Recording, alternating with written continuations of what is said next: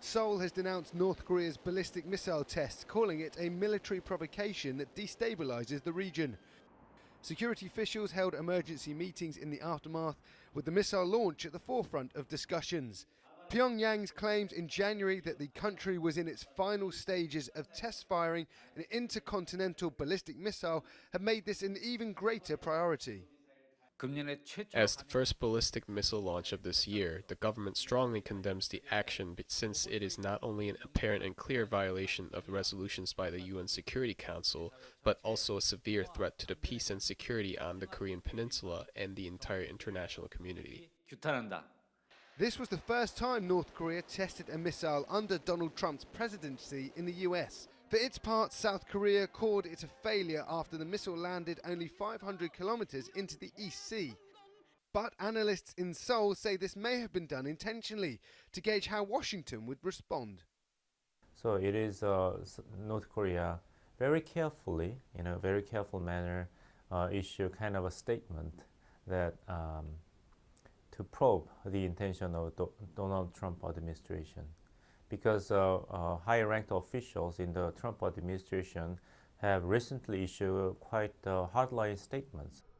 A show of force or not, the move raised new questions about South Korea's role in the security matter, given the current political climate at home.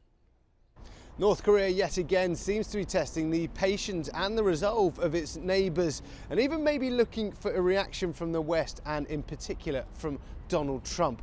Well, South Korea, their political situation, they're in turmoil at the moment as they wait for the conclusion of President Park Geun-hye's impeachment hearing. However, the country's military has said that they're ready for any further provocations from Pyongyang.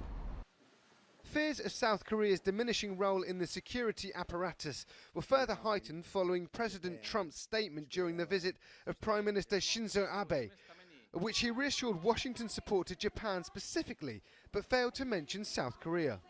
So missing South Korea will definitely exacerbate the existing controversies and domestic discord on the scheduled deployment of US THAAD system inside South Korea.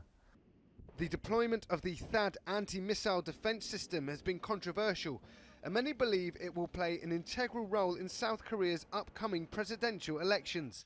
Other analysts also suggest North Korea's missile test could affect relations between the US and China, especially if Washington wants Beijing to put more pressure on Pyongyang.